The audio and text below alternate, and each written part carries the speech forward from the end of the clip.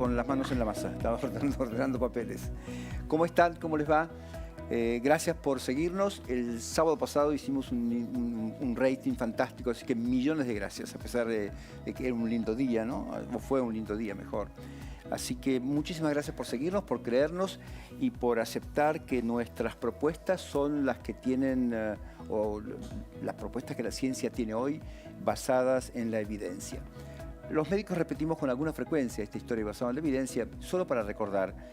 Basado en la evidencia significa que hay información de protocolos de investigación, de trabajo de investigación, que demuestra que esa relación causa-efecto es posible. Yo hago un trabajo de investigación y digo, bueno, yo establezco la relación entre el hipotálamo y las ganas de comer, el hambre, por ejemplo. Bueno, entonces hago distintos estudios en animales y después en seres humanos, inhibiendo áreas y estimulando otras, y publico un paper en cualquier revista muy importante con referato que pase por distintos filtros. Ahora, lo que yo hice tiene que poder reproducirlo Carola en Estados Unidos, Mariano en el hospital italiano o cualquier médico en el mundo que intente hacer lo mismo y obtener los mismos resultados. Eso se llama evidencia, eso es evidencia científica. Hechos que demuestra la ciencia y que pueden repetir. Hablando de evidencia científica, la voy a saludar a Carola antes de otra evidencia científica. Carola, ¿cómo le va? Buenas tardes, Claudio, ¿cómo estás? ¿Querés que le contemos a la gente qué de toda esa evidencia científica perdón, te quiero vamos contar que Augusto también podría repetirlo. bueno, es verdad, es verdad. Bueno, ahora lo vamos a presentar. Dale. Y vamos a presentar a todos nuestros invitados de hoy y los temas que preparamos para ustedes durante la semana. Siempre les contamos eso, durante la semana vamos viendo cuáles son los temas más relevantes justamente en salud y los preparamos con los mejores profesionales para que usted los entienda de la forma más sencilla y profesionalmente posible, ¿o no, Claudio? ¿Estamos de acuerdo? Absolutamente. Bueno, vamos a hablar hoy, por ejemplo, de prediabetes y cuáles son los nuevos o cuál es el nuevo paradigma para diagnosticarla. Miren, nuevo paradigma para diagnosticar la diabetes y los cambios en los valores de glucemia. Bueno, número en ayunas, claro.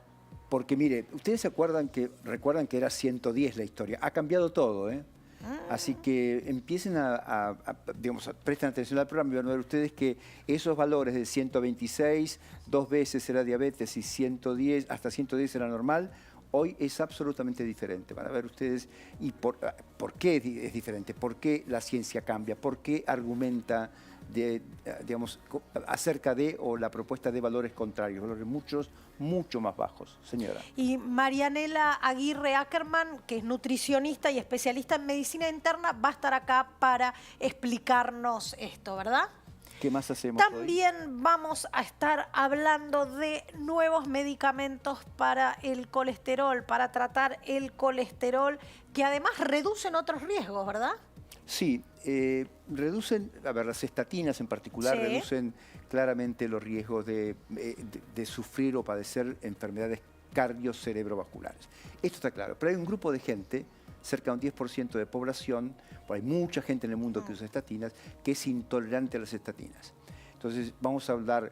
¿Con quién? Cuéntame. Con Augusto Lavalle Cobo, que ya está sentado acá con nosotros. Él es un médico especialista justamente en lípidos. Hay lipidólogos en Argentina y hay una sociedad argentina de lípidos que hacen estas propuestas de cambio. Bueno, si usted tiene intolerancia a las estatinas, una vez que tiene la indicación, y vamos a contar acerca de cuáles son las indicaciones, por qué es intolerante, cuáles son las intolerancias, cuáles son los efectos colaterales y cómo se cambia, cómo se puede modificar. No es nada sencillo. El médico tiene que estar muy bien formado para poder tomar decisiones sobre esto. ¿Qué más, señora? Bueno, terminó el Congreso número 49 de Cardiología, el Congreso Argentino de Cardiología. ¿Usted quiere saber cuáles fueron las principales conclusiones de las que nos tenemos que enterar los médicos como Claudio y los que no somos médicos como yo? Bueno, está acá con nosotros también Mariano Falcone, él es vicepresidente segundo de la Fundación Cardiológica Argentina y nos va a traer todo lo último que tenemos que saber, ¿o no? Médico cardiólogo italiano y él fue mi médico cuando el COVID. Él me hizo los controles post-COVID cardiológicos. Así que estoy acá porque él me indicó que esté. Si no, todos tenemos que agradecer a algún médico, ¿no? Inclusive los médicos. Tenemos una tapa de Science que vos trajiste para compartir con nosotros. A ver, ¿de qué se trata, Último Claudio? volumen de Science, la revista seguramente de ciencia más importante del mundo en este momento. Y esto es un cerebro, como ustedes verán perfectamente, identificarán claramente, digo. Y hay una estructura de este cerebro, que es muy importante, que es el hipotálamo. Sí. Vea, esa pequeña porción del cerebro llamada hipotálamo, que es una especie de pequeña camita, tiene forma de eso, sí, que está entre los hemisferios, etc., regula, escuchen bien, ese pedacito de cerebro, sí, el hambre, las relaciones sociales, la temperatura corporal, el sueño. Ustedes ven que todo eso concentrado en esa estructura que dispara distintos estímulos para que estas actividades que mencioné ocurran o dejen de ocurrir. Dijiste hambre, sueño, temperatura corporal. Y actividades sociales. La sociabilidad, sí, el nivel de socialización sí, que cada uno tiene, se dice así, espero que sea así, y no haya inventado algo, tiene que ver con esta pequeña estructura que se llama hipotálamo. Que no tiene nada que ver con el hipocampo, no, que es otra estructura del cerebro que sí, tiene forma de caballito de mar, por eso lleva ese nombre tan simpático. Que tiene que ver con la memoria. Bien. Pero con una memoria en particular. Tampoco cree usted que es tan sencilla la historia, porque le pregunté la vez pasada, hace una semana, a una experta en memoria del Reino Unido, de la Universidad de Oxford, acerca de dónde reside la memoria en el cerebro. Y me dijo, mire, doctor, en todos lados. No hay una parte del cerebro que tenga una memoria, salvo el hipocampo, que sí tiene una memoria, almacena una memoria en particular. Este es el hipotálamo, es otra historia, para que ustedes vean que recién ahora estamos conociendo muchas funciones de estructuras cerebrales como esta, y merece la tapa de la revista Science, nada más y nada menos. ¿Querés que le demos la bienvenida a Marianela o querés ver antes lo de Adele? Me gustaría ver lo de Adele y conversarlo. Sí, Adele, me lo imaginaba. ¿Quién es Adele? Adele es la famosísima cantante británica.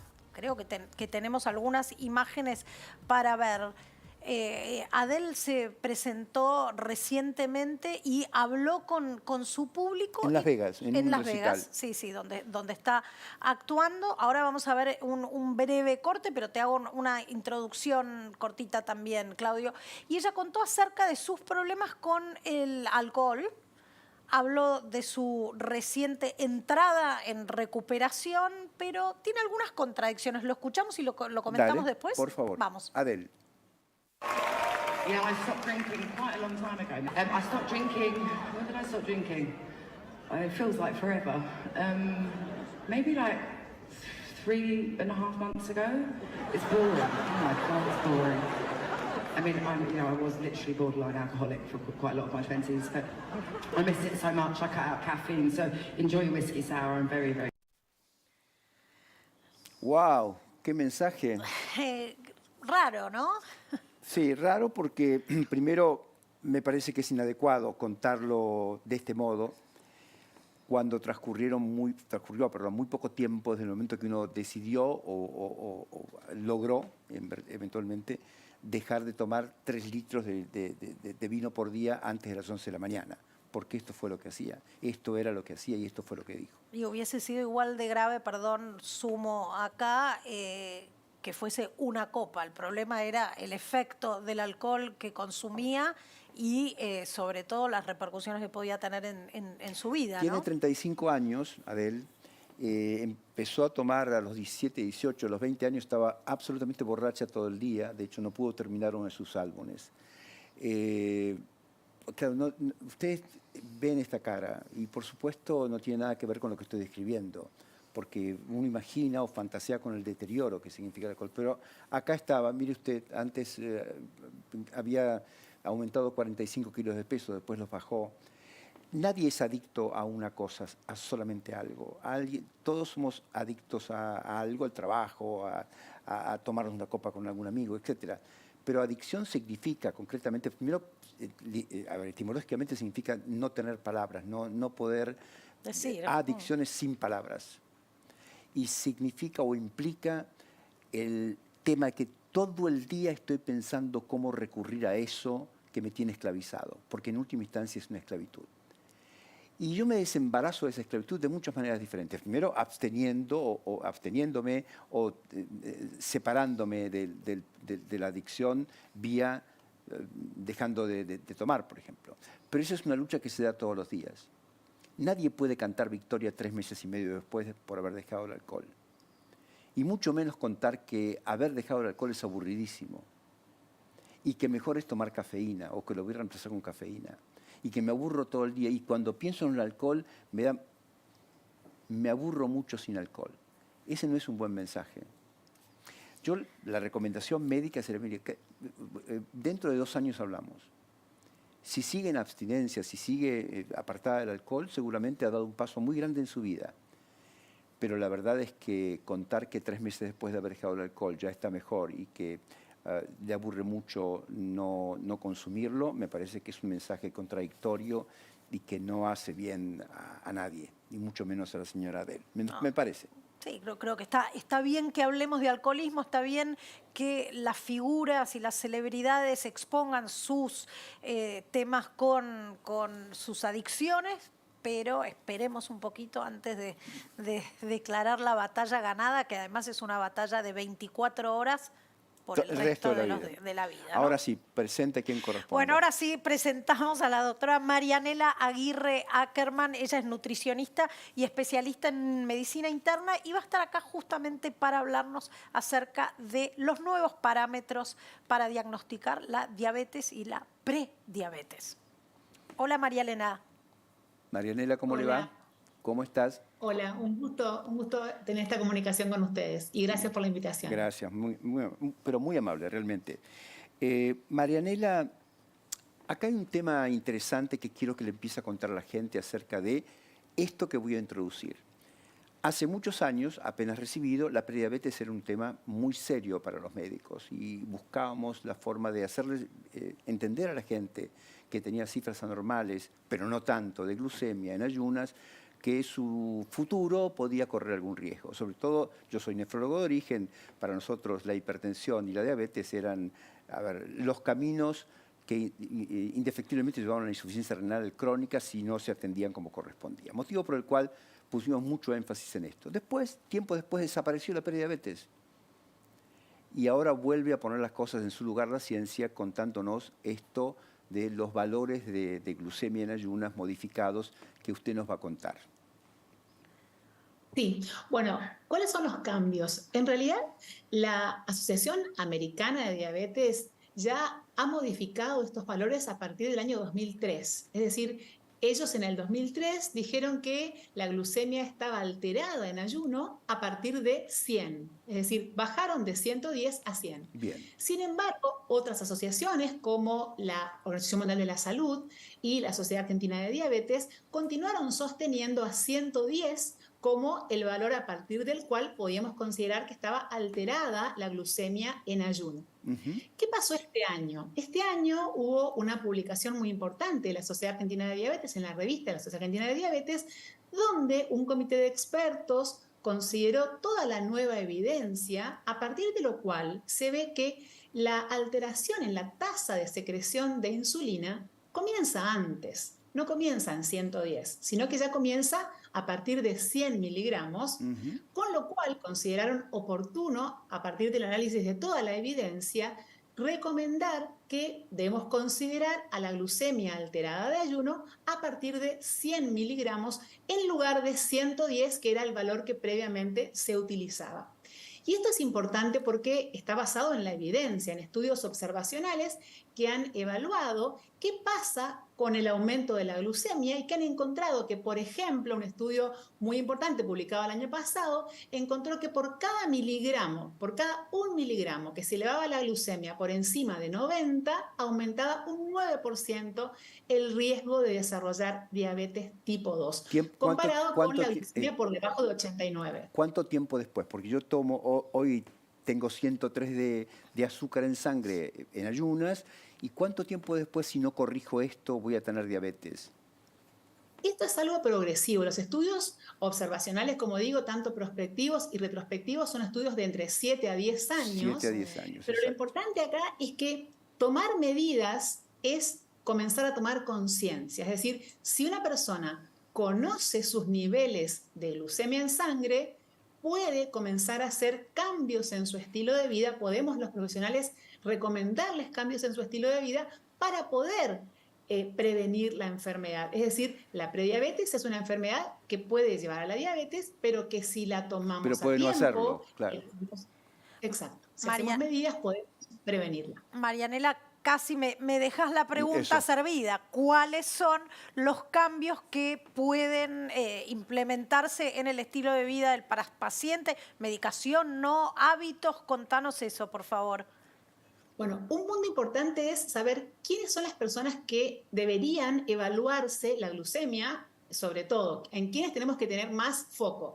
Las personas con sobrepeso u obesidad son las personas que tienen más riesgo de desarrollar diabetes tipo 2, sobre todo las que tienen más obesidad abdominal. Por supuesto que también las personas que tienen antecedentes familiares de primer grado, madre o padre con diabetes, mujeres que han tenido diabetes gestacional, poliquistosis ovárica, personas sedentarias, con hipertensión arterial o que toman medicamentos para la hipertensión, que tienen antecedentes de enfermedad cardiovascular. Es decir, hay una serie de factores en los cuales en esas personas es en quienes más tenemos que poner el énfasis para medirles la glucemia, porque además es algo muy económico, muy simple de hacer, es algo que se hace con un análisis de sangre y podemos establecer mucho con respecto al futuro. Y como bien preguntabas, Mirta, ¿qué hacemos con estas personas? ¿Qué les recomendamos? Primero que nada, en personas que tienen sobrepeso o obesidad, hoy contamos con muchos tratamientos disponibles para el sobrepeso y la obesidad, tratamientos seguros, efectivos. No es la dieta, no es eliminar un grupo de alimentos, tiene que ver con mejorar nuestras elecciones, mejorar las porciones, las combinaciones, aumentar la cantidad de fibra, es decir, cambios que todos podemos hacer, que si bien no son fáciles, cuando trabajamos con un equipo interdisciplinario, con nutricionista, con un equipo de salud, estos cambios son posibles de hacerse y no solamente logramos que baje el riesgo de diabetes, sino logramos que baje también el riesgo de enfermedad cardiovascular, de enfermedad cerebrovascular y prolongar la vida. Marianela, a ver, ¿estamos de acuerdo en que una sola determinación con 105 miligramos por decilitro, eso es ya prediabetes? ¿O tiene que haber otros puntos de referencia para hacer ese diagnóstico?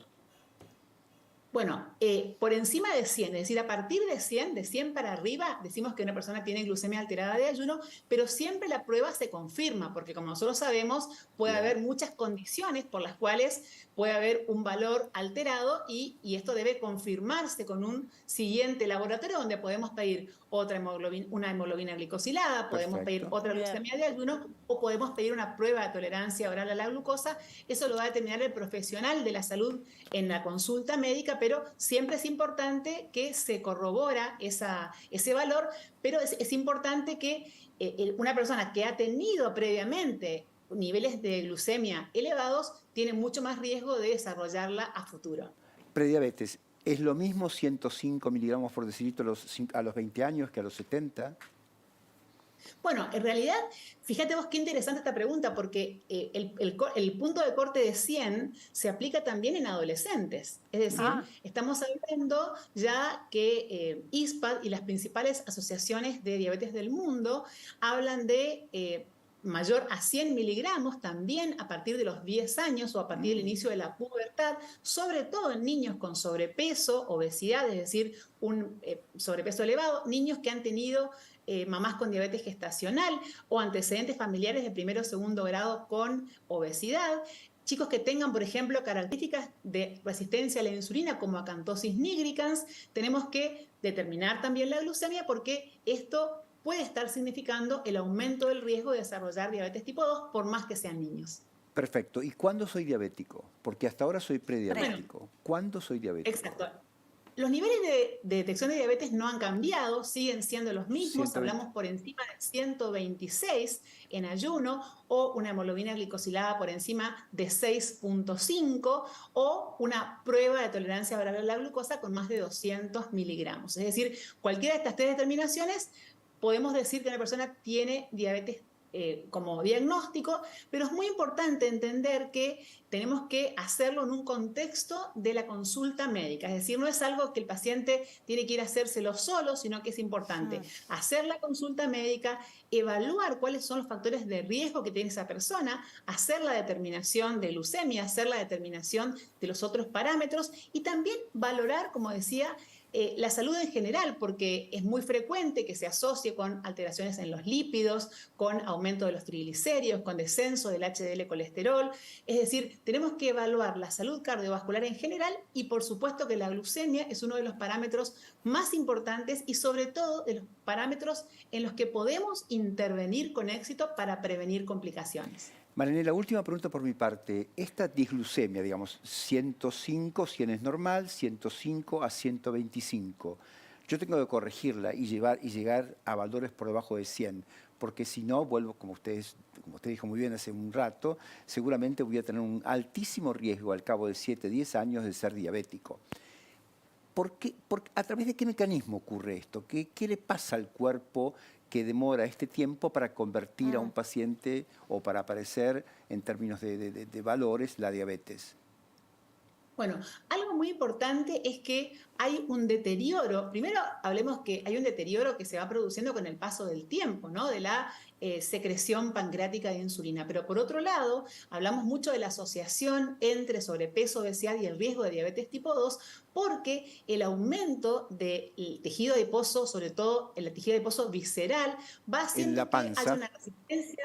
Exacto, a nivel de la panza, va haciendo que haya una resistencia a la insulina. Esta resistencia a la insulina impide que la insulina pueda abrirle la puerta, ¿no?, a la glucosa para que entre a los tejidos y eso hace que el azúcar aumente en la sangre. Es decir, la base es la resistencia a la insulina con fuerte asociación con el aumento de adiposidad, sobre todo a nivel abdominal. Pero recordemos, cuando hay más grasa en el cuerpo, hay más grasa también en los órganos. Es decir, estamos hablando de más grasa en el músculo, más grasa en el hígado, más grasa en el hígado. Y eso es lo que altera la función de los órganos y es lo que va haciendo que con el paso del tiempo, si esta persona no baja de peso, pueda aumentar el riesgo de diabetes. Pero como digo, es algo potencialmente reversible. Si esa persona baja el 5 al 10% del peso corporal, 5 al 10% del peso corporal, ya está bajando enormemente. ¿En cuánto tiempo, Marianela? El riesgo de desarrollar diabetes. Lo antes posible. ¿En cuánto tiempo? Mi respuesta es lo antes posible.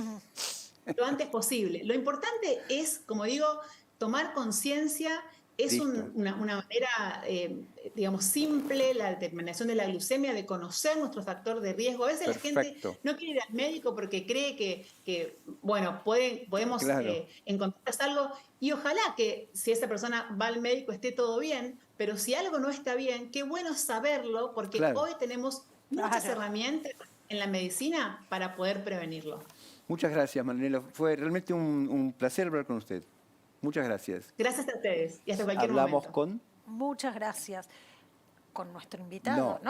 Recién, sí, acabamos de hablar. Sí, Marianela Aguirre Ackerman, nutricionista y especialista en medicina interna. Sí, ahora sí muy interesante. Ahora sí le damos la bienvenida. Estuvo escuchando toda la charla.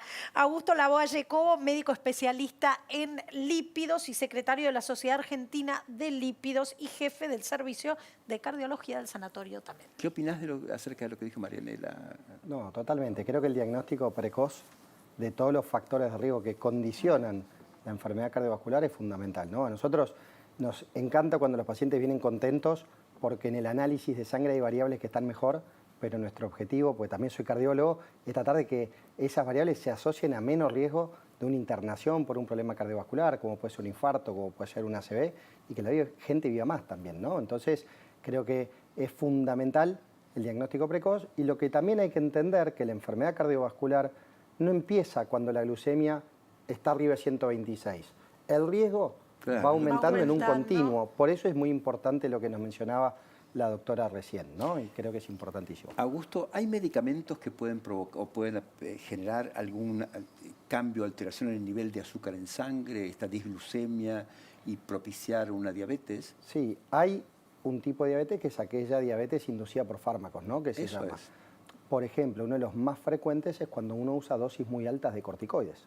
¿Sí? Los corticoides suben la glucemia. Durante mucho tiempo, Durante mucho tiempo, personas que usan dosis altas de corticoides en forma sostenida, Claro, por lo general. sostenido en el tiempo, Exactamente. ¿no? Sí, para que no se asusten, sí, ¿no? Suelen ser dosis para enfermedades inflamatorias, no es el corticoide que yo puedo tomar para un resfrío o el corticoide inhalado en un poquito, ¿no? Por lo general son dosis muy altas de meprednisona, ¿no? o de dexametasona, no de los corticoides, vuelvo a decir lo mismo, que usamos como antigripal para el alivio de los síntomas, y esa es una de las causas. Y en lo que respecta a los medicamentos que utilizamos para el control del colesterol, se ha descrito también cierta asociación entre un mayor riesgo de desarrollar diabetes en algún perfil de personas con el uso de la rosuvastatina, lo cual no quiere decir que no haya que usar más rosuvastatina ni que la rosuvastatina no sea segura, sino que lo es, y el beneficio incluso en esas personas que desarrollan diabetes por el descenso del colesterol y del riesgo cardiovascular es mayor que ese riesgo que generamos aumentando la glucemia. Lo quería asociar porque, claro, es un efecto colateral que poca gente conoce. Que tomar rosuvastatina de manera crónica puede generar en un porcentaje, ¿cuál de pacientes? No, a ver, depende mucho de la población analizada. Bien. ¿Sí? Hay un estudio que habla de casi un 9% de incidencia de diabetes en un estudio hecho en personas con factores de riesgo ya per se propios para el desarrollo de diabetes. Entonces uno lo que no sabe ahí es si se aceleró algo que iba a pasar después, ¿no? Pero es mucho más bajo, es menor al 1% el riesgo de diabetes, es muy bajito. Esto no tiene que hacer asustar a las personas que están tomando rosuvastatina, sino que en los análisis de rutina también se pide la glucemia como un marcador de riesgo, como nos mostraba la doctora en la nota anterior, y además para ver el impacto que tienen ciertas drogas, ¿no?, en este perfil. Hay medicamentos que son diabetógenos, eso está claro. Es muy baja la proporción, por supuesto, de gente que tiene este efecto colateral y es muy baja la cantidad de medicamentos que lo pueden lograr, que lo pueden generar. Pero realmente existe la posibilidad. ¿Cuándo se le indica a un paciente estatinas? Por favor. Las estatinas las indicamos cuando nosotros tenemos que bajar el riesgo cardiovascular a través de la reducción del colesterol LDL, ¿no? Entonces, toda persona... El colesterol malo. El colesterol que habitualmente se llama malo, exactamente. Toda persona que tuvo un infarto, que tiene una angioplastia sin haber tenido un infarto, una angioplastia es un stent en una arteria coronaria, por ejemplo, que tuvo un accidente cerebrovascular, famoso llamado ACV, o enfermedad en las arterias de otra región del cuerpo, tiene indicación de recibir una estatina para tratar de lograr niveles más bajos de colesterol L. Y por ahí es la población de más riesgo donde tenemos que llevar los niveles a los valores más bajos que buscamos. ¿Cuáles son? Por lo general, para esta población se busca un colesterol LDL, que es el que vos mencionabas, Claudio, llamado habitualmente como colesterol malo, que después podemos ver si está bien o mal llamado colesterol malo, menores a 55 miligramos por decilitro. ¿Sí? ¡Wow! Son niveles bajos porque hay evidencia, y vos empezaste el programa hablando de que gran parte de nuestras acciones se basan en evidencia científica, en estudios que nos muestran que las personas con estas características que alcanzan estos valores de LDL tienen menos riesgo de tener eventos cardiovasculares a lo largo del resto de su vida. Yo me acuerdo, la tolerancia al LDL era 150 primero, 100 después, y ahora para quienes tuvieron algún episodio de este tipo, 55. Sí. Pero estamos hablando para los que tuvieron algún episodio. ¿Qué pasa con la población general, los que no cuentan con esos antecedentes? Buenísima la pregunta, porque no todas las personas que toman estatinas tuvieron algún episodio. Esto es lo pero sí tienen el número alto de repente. Tienen el número alto, por lo general por lo general la recomendación basada en el número es en la recomendación de las principales sociedades científicas, la Sociedad Argentina de Cardiología, la Sociedad Argentina de Lípidos, etcétera, nos marcan que por encima de los 190 miligramos decilitro de colesterol LDL hay un beneficio con la utilización de estatinas, ¿sí? Y esto se debe a la reducción del colesterol LDL y de otros efectos por ahí antiinflamatorios que también tienen estas moléculas. Pero no son el único grupo. Las personas con diabetes, independientemente del valor del LDL, también se benefician con el uso de estatinas. Y después nosotros hablamos de las estatinas para reducir el riesgo cardiovascular. Es decir, no es lo mismo tener 40 años, obesidad, fumar, hipertensión, que tener 70 años, hacer actividad física 4 o 5 veces por semana, no tener hipertensión, no haber fumado nunca, no tener antecedentes en la familia de ninguna enfermedad cardiovascular, para el mismo nivel de LDL. La primera persona va a tener un riesgo mayor y por ahí en esos casos, con distintas calculadoras o incluso buscando la presencia de placas en distintas arterias, podemos indicar una estatina o un fármaco para bajar el LDL independientemente de dónde estemos parados inicialmente. Augusto, perdón, sí, perdón, pensé que ibas a preguntar. Augusto, yo tengo indicación de estatinas. Tomo la estatina y empiezo con dolores musculares. Eventualmente en la cintura, me duele un poco la parte superior de las piernas, tengo algún calambre y entonces vuelvo a la consulta. Mire, doctor, desde que tomo esto empezaron a aparecer estos efectos colaterales, entre otros, que nos contarás cuáles son. ¿Qué hago? Es buenísima la pregunta. Desde la Sociedad Argentina de Lípidos hace pocos meses publicamos un documento de toma de posición acerca del manejo de los pacientes con lo que vos estás mencionando. Es una, por ahí podemos catalogarlo en algunas definiciones de intolerancia, porque la intolerancia a las estatinas es muy amplia y hay más de 20 definiciones. No nos ponemos de acuerdo los médicos en una definición homogénea de quién es el verdadero intolerante. Vos, Claudio, hacés hincapié por ahí en un paciente que empieza con síntomas adversos, todavía las tolera, ¿no? Sí. Porque después tenemos una intolerancia total, es decir, que esa persona después no va a poder recibir ningún tipo de dosis porque esos efectos adversos son invalidantes, incapacitantes o porque realmente no desea tenerlos. El daño es mayor al beneficio. Exactamente. O el daño en términos de síntomas, que es muy importante que la gente se sienta bien. La calidad de vida es clave también, ¿no? Claro. Entonces, en ese aspecto sí. Y después está el paciente que tolera X dosis, que por ahí no es la dosis que yo necesitaría tener para buscar esa meta que yo estaba hablando antes. Esa dosis. Ese es el intolerante parcial, ¿no? Y después está la persona que tiene efectos adversos, que lo puede tolerar y lo puede llevar, pero también le incomoda. Y por ahí es esta consulta. No todos los síntomas musculares que tienen las personas que toman estatinas son debido a las estatinas. Ese es el primer punto importante a resaltar. Separar la paja del trigo ahí, ¿no? Siempre. Si yo empiezo a tomar una estatina y me duele un dedo, me duele una muñeca, es difícil que eso sea por la estatina. Claro. Y también hay algo que es una realidad. Las personas que tienen más riesgo cardiovascular, por lo general tienen otras cosas también asociadas. Claro. Y tengo una pregunta. ¿Las estatinas se indican hasta que los valores de colesterol se normalizan o son un medicamento que se toma de por vida?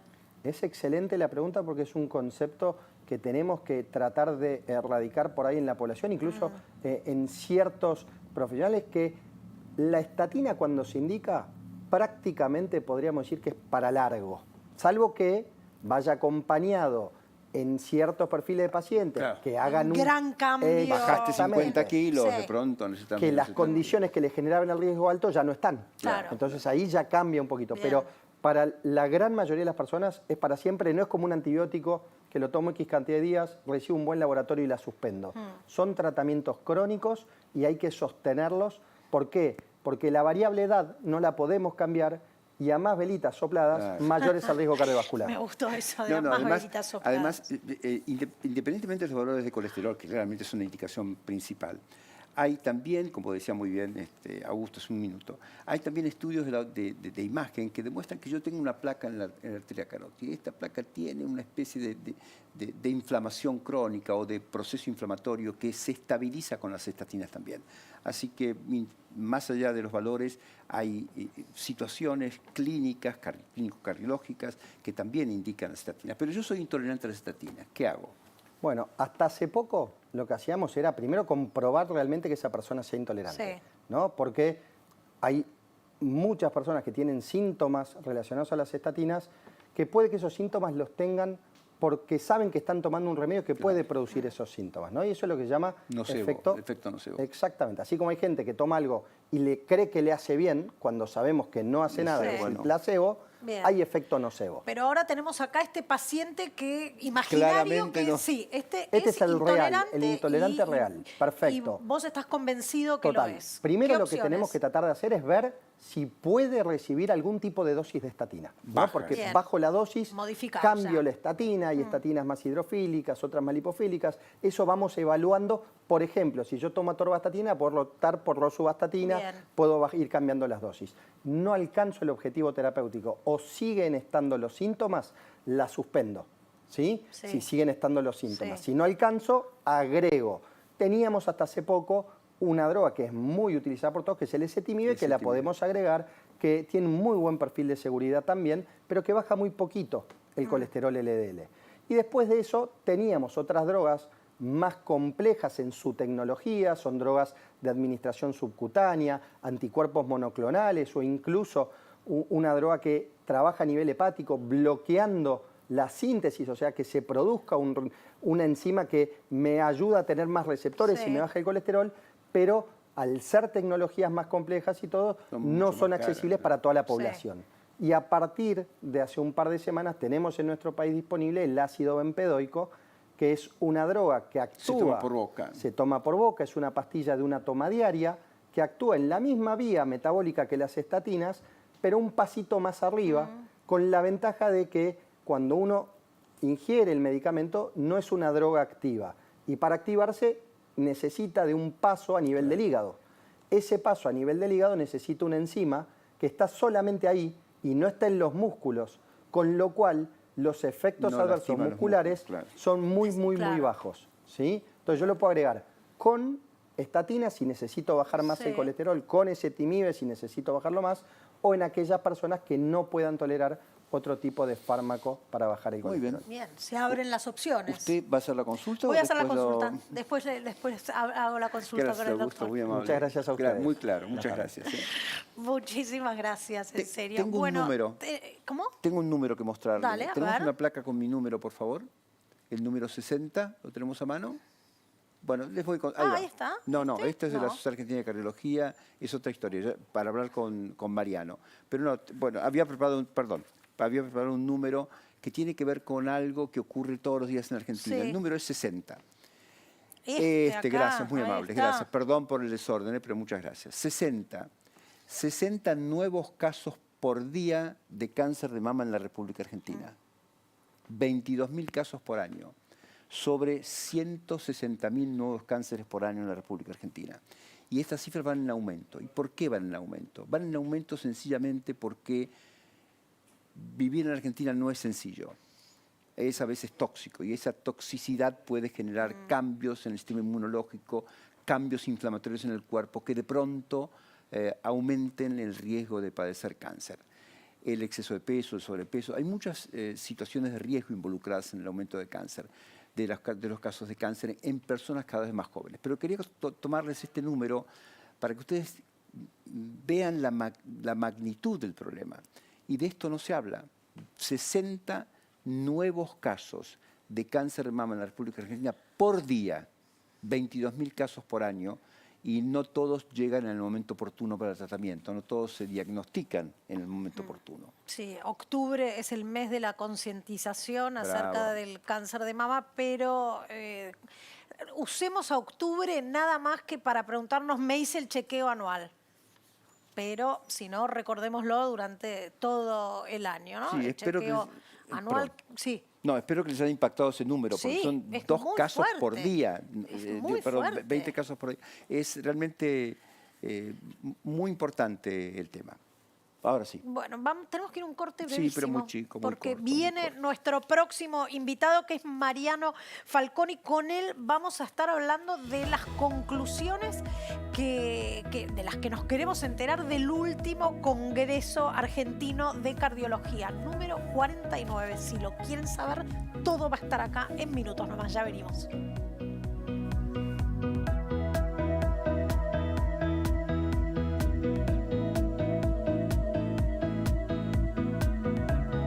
Coto cumple 53 años y lo festeja con las mejores ofertas. Hasta el domingo tenés milanesas de bola de lomo y cuadrada a 2.699 pesos con 90 por kilo. 4x3 en leche larga vida a las 3 niñas. 70% de descuento en la segunda, llevando 2 iguales en yerba mate y mate cocido La Tranquera. Marcas seleccionadas de galletitas y snacks. Y en shampoo y acondicionador DAF. También encontralas en Coto Digital, la tienda online número 1 de alimentos, bebidas y productos del súper de Argentina. Coto. It'll be an opportunity to travel the world and shoot all these amazing scenes. We can shoot the whole thing in Turkey.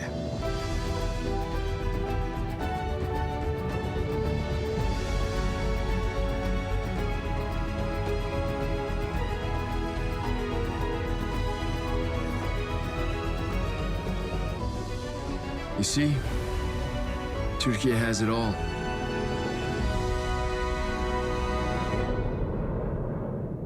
Para mí esa parrilla está muy baja. Se te va a arrebatar. ¡Ay, te entró humo! Coltix Advance.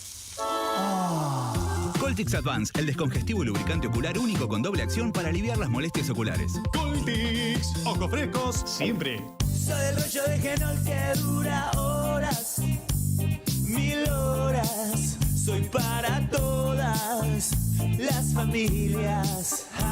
Y Genol siempre rinde más. Una marca de Softies. Cuando algo es bueno de verdad, no hace falta explicarlo.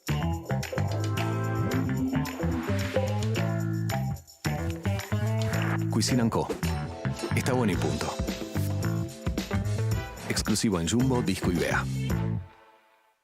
Pleno siglo XXI y los humanos siguen tirando los envases en todos lados. Después la bestia soy yo. Usemos botellas retornables, no descartables. Nueva Patagonia de litro retornable para colaborar con la naturaleza que sí existe. Todas las axilas merecen el mejor cuidado. Por eso con Dove elegís más que protección. Único con un cuarto de crema humectante y vitamina E. Sentí la diferencia con Dove. Me siento hermosa con mis axilas. Ya llegó más ofertas. Hasta el domingo 29, aprovecha 50% en la segunda unidad de pastas secas seleccionadas y lácteos, 20% en cortes de milanesa de nalga, bola de lomo y cuadrada por kilo, y no te pierdas nuestra feria de descuentos con ofertas exclusivas para vos. En Hiper Chango Más y Chango Más, pagas menos y llevas más. Aprovechalo también en masonline.com.ar. Cuando se vio metido en apuros, pensó, menos mal que de la app Santander idealta el seguro.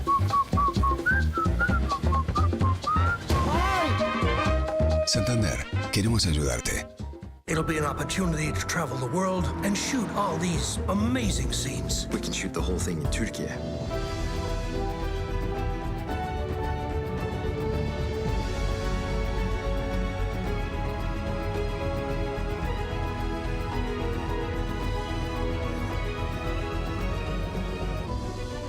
You see, Turkey has it all.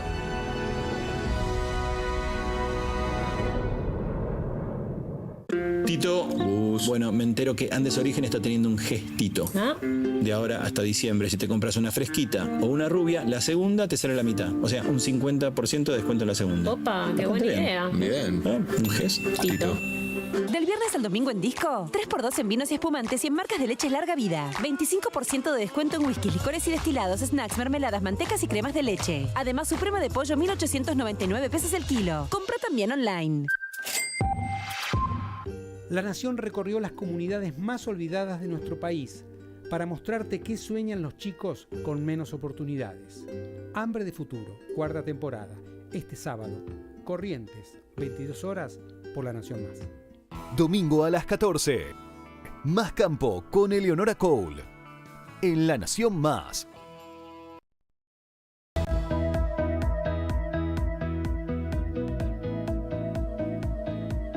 Acá estoy, muchas gracias, acá estamos, no estoy. Además estoy, pero muchas gracias por esperarnos. Le quiero mostrar este libro, si me permiten, de un gran amigo que es invitado habitual de esta casa, Lenguaje y Cultura, del profesor doctor Ignacio Brusco, médico psiquiatra y filósofo, hoy decano de la Facultad de Medicina de la Universidad de Buenos Aires. Gracias por el libro, gracias por la dedicatoria y les cuento que hay... el índice es fantástico, lenguaje y cultura, el cerebro, el origen del idioma, lenguaje, memoria, autobiografía, etc. Lo recomiendo enfáticamente, editorial Salerno. Lo leí de apartes y lo voy a leer en serio. Dale. Bueno, pues está bueno esos que tienen muchos capítulos como para poder elegir, ¿no? Los que a uno más le interesan. Tengo unas imágenes para mostrarte, Claudio, a ver qué te parecen. Mostrémosles estas imágenes. Mirá, te voy a hablar brevemente acerca de un arte milenario japonés que se llama kintsugi. ¿Y sabes en qué consiste justamente este arte en tiempos de grietas de todo tipo, de pensamientos y de grietas y de cicatrices físicas y emocionales en el mundo? Bueno, este arte, el arte del kintsugi, tiene como propósito no solo cerrar la grieta, sino hacerlo de una forma en que la grieta se embellezca, donde la cicatriz, lejos de ser disimulada, es embellecida y el objeto sigue siendo un objeto bello a pesar de sus grietas, a pesar de que en algún momento se rompió y hubo que volver a juntarlo. Bueno, muchos toman esto como una metáfora para la vida física y emocional. Lo que está roto puede generalmente recomponerse y a veces esas grietas no tienen que disimularse, tienen que mostrarse y embellecerse dentro de lo posible. Pero es un lindo arte que tiene que ver mucho con la filosofía oriental, ¿no? Por supuesto, reparar estos objetos también es un proceso en sí mismo. Se lo hace generalmente con cerámicas que tienen algún valor emocional, alguna herencia de familia, así que es un lindo concepto para llevarnos. Lo que está roto no necesariamente queda roto, puede repararse. Lo que está roto no necesariamente se tira. Tampoco, obviamente, ¿no? Claro. O se desecha y lo que está roto se puede arreglar o con la gotita o con arte. Exacto. Usted elige. Sí, esto es arte y oro. Y oro. Sí. Bueno, adelante, lo suyo. Bueno, le damos la bienvenida a nuestro último invitado de hoy. Él es Mariano Falconi, vicepresidente de la Fundación Cardiológica Argentina y nos viene a hablar justamente acerca de las novedades del último congreso. Gracias, Mariano. Ocurrido hace poco, un par de semanas. Fin de semana pasado. Claro. Claudio, Carola, gracias por la invitación. Y un poco para poner en contexto... Eso, reflexiones sobre las dos entrevistas que escuchaste. Bueno, primero, fundamental, todo esto lo tratamos en el último congreso, por supuesto, es muy de actualidad. Es fundamental entrar dentro de las estrategias de prevención o tratamiento, depende si el paciente tiene o no tiene enfermedad. Prevención es fundamental para evitar muchas de las condiciones. Pero tratamiento también, y va en línea con lo de las grietas, ¿no? Que vos mostrabas. Nosotros muchas veces podemos resolver cosas, la gente no tiene que desesperar. Cuando hay un problema, muchas veces se puede resolver. Y aunque queden cicatrices, de todas maneras se puede seguir adelante. Bien. Así que hay que ser optimistas y hay que encarar el problema. Eso sí, lo que recién decían de mejor no voy por las dudas que me encuentren algo. No, ojalá no te encuentren nada, pero si encontramos algo tomado a tiempo, las grietas van a ser más chicas o no va a haber grietas. Que eso ahora, para esto hay que tener un buen acceso a la salud. Bueno, sí, por supuesto, hay que tener un muy buen acceso a la salud y hay que tener médicos formados. Y ese fue el objetivo del Congreso. Yo quisiera ponerte en números la importancia, porque yo no sé si la gente sabe lo que es el Congreso de la Sociedad Argentina de Cardiología, de la cual, por supuesto, formo parte, y la Fundación Cardiológica, de nuestro brazo comunitario. Somos el primer Congreso mundial de habla hispana, desde hace muchísimos años, en números. Más de 12.000 profesionales de la salud nos reunimos año tras año para discutir las novedades, los avances y la realidad de la salud cardiovascular en Argentina y en Latinoamérica, porque tenemos realmente mucho impacto en todo lo que es Latinoamérica y somos uno de los más grandes del mundo, porque después del Congreso Europeo y los dos congresos americanos viene nuestro Congreso argentino. Así que es un orgullo para todos los que somos cardiólogos de la Sociedad Argentina de Cardiología formar parte de este evento anual que para nosotros es fundamental. 12.000 personas que nos reunimos para hablar de este tema. Y este año con una novedad que nos parece que fue muy bueno. Una cosa, Mariano, porque estos congresos que menciona Mariano, los dos de Estados Unidos, el europeo y el argentino, son los 5 congresos más grandes del mundo. Esto está clarísimo para todos nosotros. Y hay una interacción entre todas estas reuniones muy importante, porque mucha gente de acá viaja a estos congresos que menciono y viceversa. Llegan muchos invitados del exterior a la Argentina. Yo participé mucho de estos congresos, debo decir, porque fui director del Consejo Argentino de Hipertensión de la Sociedad Argentina de Cardiología. Y siempre me maravilló la rápida respuesta que tienen expertos de nivel internacional que viven fuera de la Argentina en venir al Congreso de la Sociedad Argentina de Cardiología. Sí, esto es así. Y este año hicimos una innovación que creo que llegó para quedarse. El Congreso siempre está asistido por profesionales de la salud. Médicos, cardiólogos, nefrólogos, neurólogos, enfermeros, técnicos. Pero este año invitamos y tuvimos muy buena concurrencia a pacientes y a personas que no son pacientes, que son sanos. ¿Para qué? Bueno, hicimos un evento de insuficiencia cardíaca, donde tuvimos más de 190 inscriptos, que no solo vinieron a escuchar a profesionales de la salud, sino vinieron a dar su testimonio de cómo es vivir con insuficiencia cardíaca y a sacarse muchas de estas dudas. Y otro evento para lo que es deporte, actividad física, para personas sanas o no sanas que hacen o quieren hacer actividad física, donde tuvimos un psicólogo, un personal trainer, testimonios de deportistas, una nutricionista en deporte. Bueno, hicimos una jornada de deporte también alrededor de 180 inscriptos con muy buena aceptación. Así que creo que para el futuro el Congreso argentino, como está pasando en otros lugares del mundo, va a ser un Congreso también abierto a la comunidad. O sea, se terminó la endogamia, porque es una cosa que yo critiqué, muchísimo. Durante mucho tiempo. La Sociedad de Argentina de Cardiología, a través de la Fundación, claramente tiene una participación comunitaria muy grande. Pero hay otras sociedades científicas argentinas que son endogámicas puras, que todo pasa por el pequeño mundito de esa sociedad. Abrirse, incorporar pacientes, me parece muy atinado, la verdad que es muy interesante. Además, el objetivo final de todo lo que hacemos son los pacientes. El nosotros mismos somos pacientes más de una vez, o sea que indudablemente los pacientes tienen que formar parte de las decisiones. Esto está siendo así en las sociedades mundiales, en los consensos. Los consensos son cuando un grupo de expertos nos juntamos y emitimos un documento de opinión sobre, por ejemplo, haber bajado los niveles de glucemia o recomendar tal o cual tratamiento. Bueno, en esos consensos hoy los pacientes participan, porque es importante la opinión de quien sufre la patología. En Estados Unidos lo hacen desde hace mucho tiempo, incorporan a los consensos también pacientes.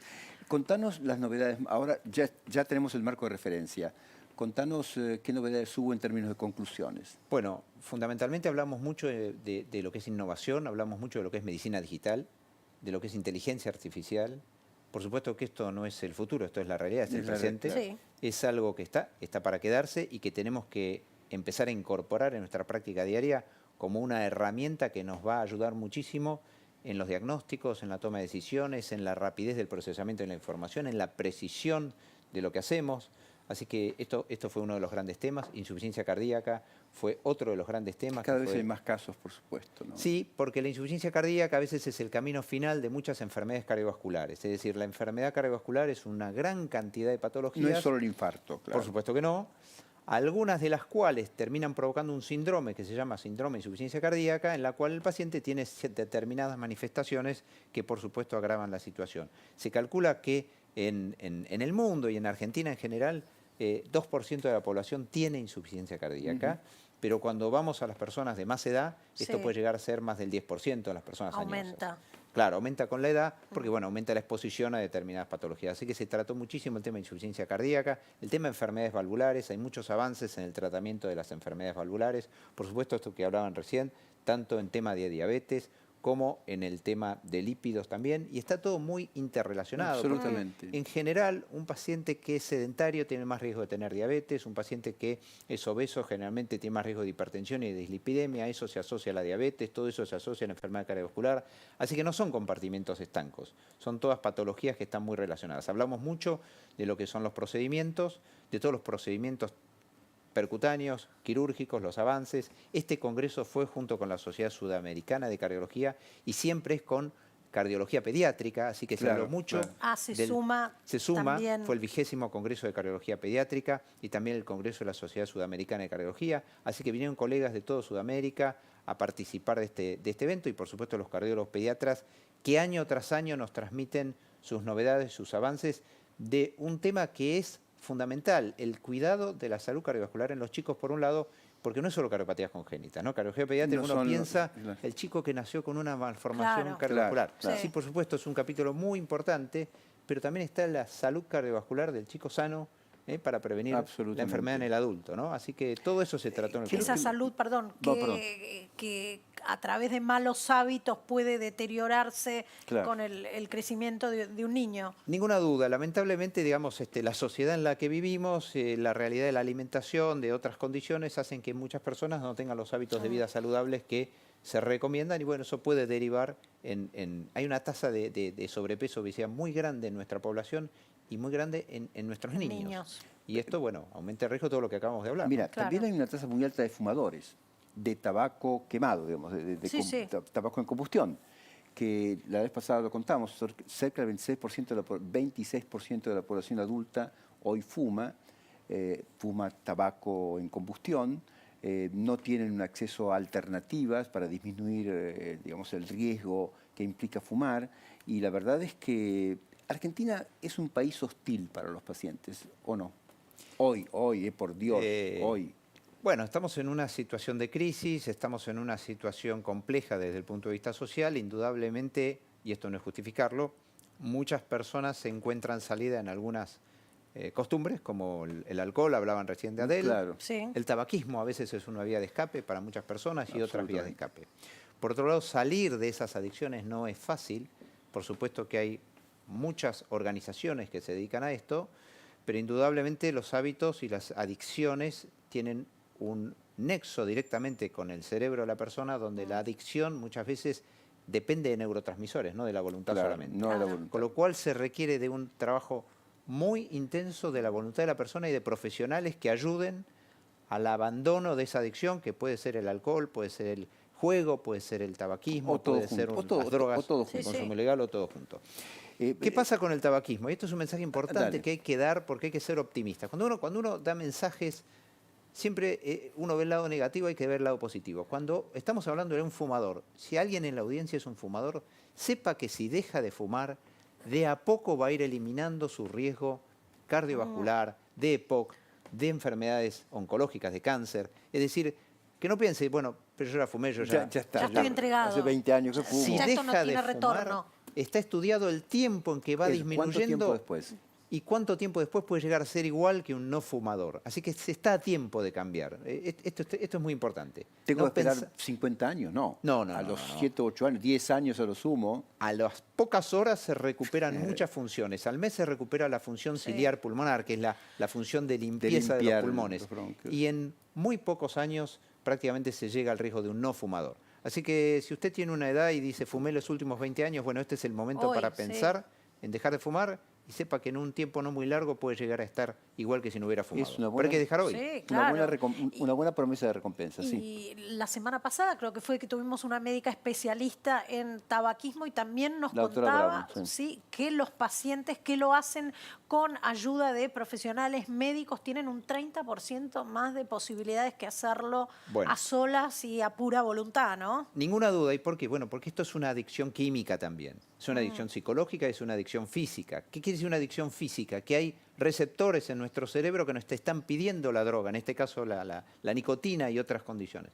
Entonces no es solo una cuestión de voluntad y decir, bueno, voy a dejar, porque muchos pueden dejar por fuerza de voluntad y es buenísimo que pueda ser así, pero muchos otros no, y tienen que saber que hay un montón de tecnología y de ciencia y de profesionales formados para ayudarlos a abandonar el tabaquismo. Yo estoy de acuerdo con Mariano, por supuesto, y lo hemos comentado aquí la vez pasada con la doctora Brown. Ahora, es que, como bien dijo Mariano, la nicotina es la sustancia adictiva del tabaco. Si usted además quema tabaco para fumar, agrega 70 sustancias que tienen que ver con la combustión, que son cancerígenas o deterioran el aparato cardiovascular o deterioran todo su organismo. Así que nicotina, sustancia de adicción, como la cafeína, como tantas otras. Todo lo demás que usted agrega fumando, quemando el tabaco, eso también genera una multiplicidad de riesgos importantísima. Así es. Gracias. Así es. Gracias a ustedes. ¿Tenés algo más que decirnos? Recetarle algo a... Porque tiene colesterol alto. ¿Tenía el colesterol alto? Sí, pobrecito. Sí. El colesterol alto, y esto acaba de irse un experto, así que es relativo. Estamos ante otro experto. Lo acaba de decir muy bien Augusto. Augusto. Cuando a mí viene y me dice, me quedo tranquilo porque tengo 140 y acá dice más de tanto. Sí. No, el colesterol hay que medirlo con el riesgo de la persona. Bien. Claro, el valor bien, de colesterol. Bien. Aislado tiene decir, poco... El dato aislado, por supuesto que hay un dato aislado que puede ser muy fuerte. Él hablaba de 190. Si tenés 220 de LDL, listo, bueno, está. Ya está. Pero a veces alguien 800 dice... de triglicéridos, estás comprimado. Si estamos pidiendo 55 para alguien con cardiopatía, bueno, 120 puede ser alto. Mientras que para otra persona 120 puede estar bien. Pero yo consciente de LDL, si no tuve cardiopatía y no tuve ninguna complicación cardiovascular, ningún episodio previo, estoy... En principio estamos bien. Bien, gracias. En principio estamos bien. De todas maneras, seguramente buscaríamos algún hallazgo de placa subclínica o algún dato de aterosclerosis precoz, que llamamos nosotros. Antecedentes familiares, es fundamental. La enfermedad cardiovascular aterosclerótica tiene nexo familiar. El que tuvo un padre o una madre que tuvo un evento cardiovascular grave de joven, bueno, ese paciente tiene más riesgo. Bueno, Mariano, muchas gracias. Siempre llegamos a la misma conclusión. Consulte con su médico, ¿no? Absolutamente. El 29 de este mes de octubre, Sí. termino con esto, se recuerda a nivel mundial la prevención del accidente o del ataque cerebrovascular. Sí. No sé si es accidente, yo prefiero ataque. Va a ver usted seguramente algunos monumentos de la ciudad de Buenos Aires, algunos edificios emblemáticos de color rojo, Sí, iluminados de rojo, rojo, que tienen que ver con eso. Así que cuando los vean, recuerden que es esto que estuvimos hablando acá en este programa. Muchas gracias, Mariana, muy amable. Gracias, Muchas Carola. Gracias, Claudio. Bueno, Claudio, nos despedimos hasta el próximo sábado. ¿A Dale. qué hora? 14 horas, acá Sí, en La señora. Nación Más. Sí, señora.